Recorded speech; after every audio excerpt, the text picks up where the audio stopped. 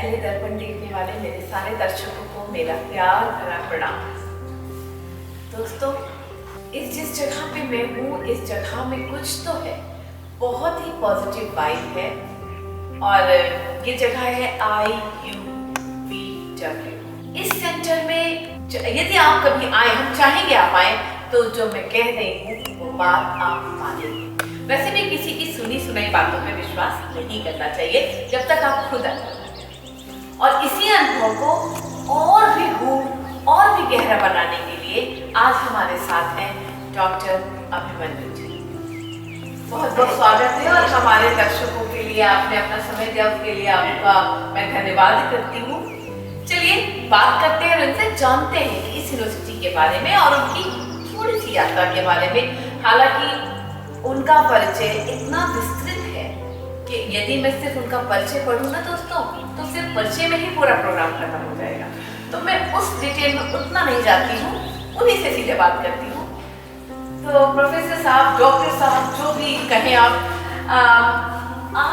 भारत में आप क्या थे, क्या करते थे और क्या कर रहे हैं, उसमें थोड़ा सा बताएं।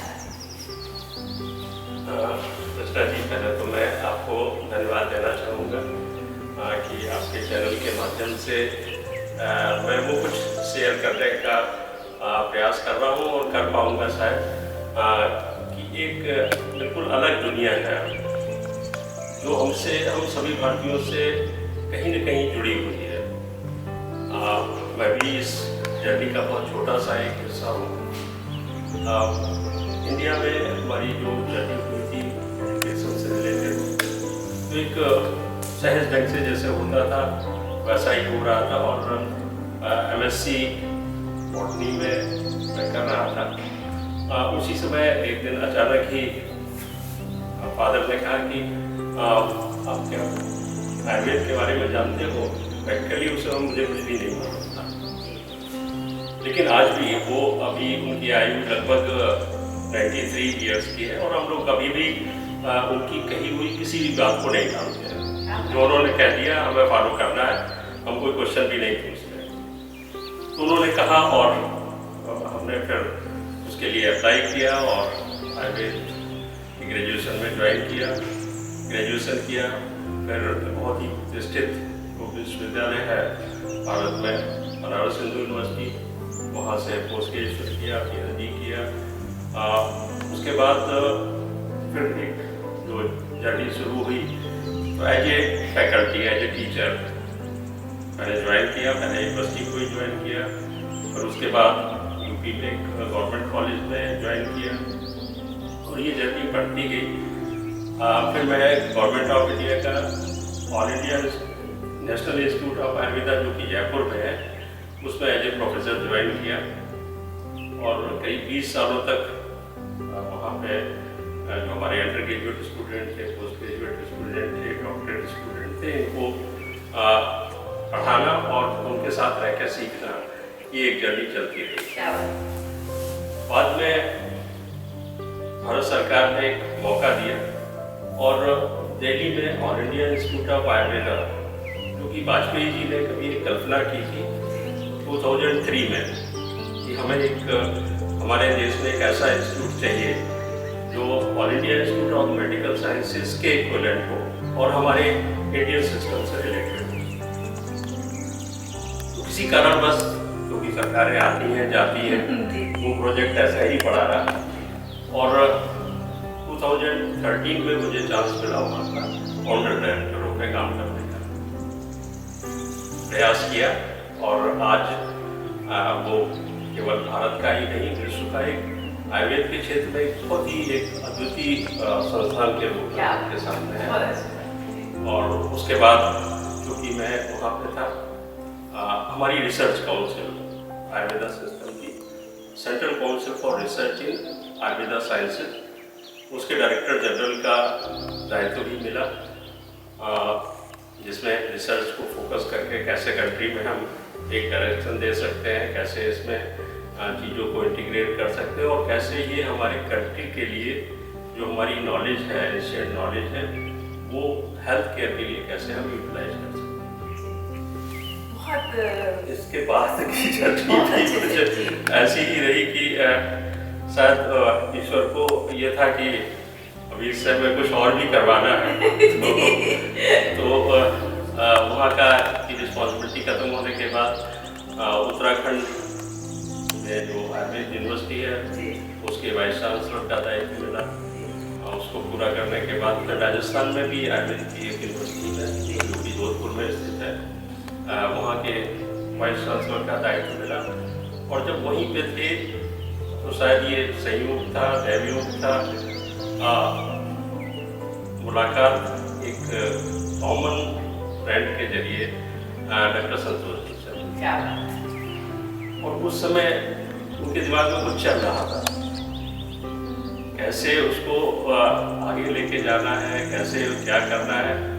तो हम लोगों की बड़ी लंबी लंबी बात होती थी और अल्टीमेटली ये डिसाइड हुआ कि क्योंकि उनके अंदर हमने ये देखा कि हम अपनी संस्कृति को इस धरती पर कैसे पुनर्स्थापित कर सकें, कैसे हमारे जो न्यू जनरेशन है उस न्यू जनरेशन में वो वैल्यूज़, वो नॉलेज वो हम कैसे इनकलकेट कर सकें। तो ये एक बड़ा ऐसा उनकी जर्नी जो हमको लगी कि नहीं, इसमें अगर हम कुछ कंट्रीब्यूट कर सकते हैं तो इससे ज़्यादा अच्छा पवित्र काम कुछ नहीं होगा। तो क्या यही आपका मोटो है, क्या यही आपका प्रोजेक्ट है, फ्यूचर प्रोजेक्ट, और यही आप करना चाहते हैं यहाँ पे? जी बिल्कुल, क्योंकि जब एक बार आप किसी जर्नी पर निकल पड़ते हैं तो उस जर्नी को पूरा करना हमारा एक रिस्पॉन्सिबिलिटी भी बन जाती है। ये इस यूनिवर्सिटी में हम लोगों ने विजुलाइज करके कुछ स्कूल्स को इस्टेब्लिश किया, जैसे school of Ayurveda and yoga, school of Vedic sciences, school of Indian arts and culture. वो हम जो यहाँ के जनरेशन्स है, जो कमिंग जनरेशन्स है या जो हमारे फ्यूचर जनरेशन्स है, उनको हमारी नॉलेज, जो हमारी क्लासिकल नॉलेज है, चाहे वो परफॉर्मिंग आर्ट्स की हो, चाहे वो विजुअल आर्ट्स की हो, जो भी हमारा कल्चर है उस कल्चर से रिलेटेड भी उनको नॉलेज दे सकें। और एक बिल्कुल एक इनोवेटिव हमारा स्कूल भी है, स्कूल ऑफ वैदिक रिसर्च। अच्छा। तो जो भी हमारे कॉन्सेप्ट है, क्योंकि अभी बहुत सारे ऐसे कॉन्सेप्ट हैं कि जिसमें विश्व के बहुत सारे शीर्षस्थ जो वैज्ञानिक संस्थान है वहाँ पे बहुत सारी रिसर्च चल रही है। और जो हमारा ये ज्ञान का खजाना है, इस ज्ञान के खजाने में मैं समझता हूँ कि अगर हम कई जिंदगियाँ भी निकाल दें तो भी इसके इतने क्षेत्र हैं कि हम उसमें रिसर्च करते करते, और यही शायद एक रीजन है जो कि मैं इंडिया में भी देखता हूँ, भारत में भी देखता हूँ और यहाँ पे दूसरे देशों में भी देखता हूँ कि जो मल्टी डिसिप्लिनरी रिसर्च का जो एक टारगेट लोगों ने लिया है, चाहे वो किसी भी फील्ड में हो, हेल्थ केयर से रिलेटेड हो, टेक्नोलॉजी से रिलेटेड हो, मैनेजमेंट से रिलेटेड हो, एग्रीकल्चर से रिलेटेड हो, किसी फील्ड से हो, वो सभी जो ट्रेडिशनल नॉलेज है हमारा उससे क्लूज लेके रिसर्च करने के लिए डायरेक्शंस मिल सकते हैं। ये एक बहुत ही यूनिक चीज़ है जो हम लोगों ने देखी है। तो ये हमारा रिसर्च डिपार्टमेंट उन पॉइंट्स को लेके रिसर्च को कोऑर्डिनेट करना, प्रोपोगेट करना और जो उसकी नॉलेज है उसको डिसेमिनेट भी करना, ताकि जन सामान्य ये इंफॉर्मेशन पहुँच पाए और वो उसका उपयोग कर पाए। बहुत बहुत अच्छी बात है, बहुत अच्छी बात है। तो अभी आप कुछ जो कोर्सेज चल रहे हैं, मैंने सुना कुछ आप यूनिक तरीके से उसको पढ़ाते हैं, बताते हैं, उसके बारे में अगर आप कुछ बताना चाहें। जी देखिए, जब हम एक यूनिवर्सिटी सिस्टम में जाते हैं तो एक प्रोसीजर हमें फॉलो करना होता है और यहाँ पे हम इस स्टेट का जो हायर एजुकेशन डिपार्टमेंट है उसकी नॉर्म्स को फॉलो करते हुए प्लस जो लेबर डिपार्टमेंट्स की क्लासिफिकेशन की रिक्वायरमेंट है, जिससे कि जो भी यहाँ पे नॉलेज ले उसको अगर वो चाहें तो अपने एम्प्लॉयमेंट के लिए भी इस्तेमाल कर सकते हैं। तो उस चीज़ों को ध्यान में रख के इसको हमने शुरू किया है और एक ब्लेंडिंग है अच्छा। हमारे ट्रेनिंग में, क्योंकि बहुत सारे लोग ऐसे हैं कि जीवन के किसी भी पड़ाव में हैं लेकिन वो चाहते हैं सीखना। तो उनके लिए फ्लेक्सिबिलिटी, जो काम कर रहे हैं वो सीखना चाहते हैं, उनके लिए फ्लेक्सिबिलिटी। सही बात है। तो हम लोगों ने यहाँ पे प्रेफर किया है इनिशियली हाइब्रिड को। अच्छा। कि हम जो हमारे लेसन्स हैं वो हम 2 तरीके से लेते हैं। एक तो ऑनलाइन क्लासेस की जो कि लाइव होती है, और दूसरा ये है कि in campus hands on training. क्योंकि कुछ ऐसी है, जैसे हम अगर हमने आयुर्वेद को ज्वाइन किया है तो बहुत सारी ऐसी चीज़ें होती हैं कि जो करके सीखनी है। तो इसके लिए हमारे पास यहाँ पे सारी सुविधाएं हैं। और लेटेस्ट अभी हम लोगों ने एक अभी लाइक हॉट केक अभी हो गया पंचकर्मा। अच्छा। हालांकि मसाज उसका बहुत ही छोटा पार्ट है। अच्छा। उसका 1/10 पार्ट ही आप कह सकते हैं। ओह। लेकिन पंचकर्मा ये बहुत ही एक यूनिक थेरेपी है आयुर्वेद की। अच्छा। जिसको क्लींजिंग थेरेपी बोलते हैं। ओह। और सिंपल लैंग्वेज में डिटॉक्स थेरेपी। क्या बात है। बॉडी में जो भी टॉक्सिन्स हैं, चाहे सेलुलर लेवल पे हो या ग्रॉस लेवल पे हो, तो हम कैसे उनको बॉडी से रिमूव कर सकते हैं। तो ये सारी सुविधाएं और इससे रिलेटेड ट्रेनिंग, अगर कोई सिंपलेस्ट वे में करना चाहे या कोई इसको अपने प्रोफेशन में अडॉप्ट करना चाहे तो वो कर सकते हैं। डॉक्टर साहब ये बताइए हमारे दर्शकों को कि यदि कोई इसमें जुड़ना चाहे, इनरोल करना चाहे, तो वो कैसे वो लोग अप्लाई कर सकते हैं, किस तरह से? हाँ, इस प्रोसेस को सहज बनाने के लिए यूनिवर्सिटी की वेबसाइट है iubw.org। आप उस पर विजिट करेंगे तो उसमें सभी कोर्सेज, हमारे जितने भी स्कूल्स हैं उनसे रिलेटेड जितने भी कोर्सेज हैं उनकी पूरी जानकारी मिलेगी। ऑनलाइन भी अप्लाई कर सकते हैं। अच्छा। और इनिशियल कोर्सेज के लिए हम बहुत ज़्यादा स्क्रीनिंग नहीं करते हैं, क्योंकि वो हमारे फोकस है कि हमें अवेयरनेस करनी है, बेसिक नॉलेज देनी है। तो वो जैसे ही जाएंगे अपनी डिटेल्स देंगे, बाकी फॉर्मेलिटीज को पूरा करेंगे तो वो यहाँ पे एडमिशन ले सकते हैं। बहुत ही एक सीमलेस प्रोसेस को बनाया गया है। और इसमें हमें जो एडमिशन्स मिल रहे हैं वो ग्लोबली मिल रहे हैं, क्योंकि ऑनलाइन मोड एक बहुत ही अच्छा मीडिया होता है कि हम पूरी दुनिया के साथ कनेक्ट हो सकते हैं।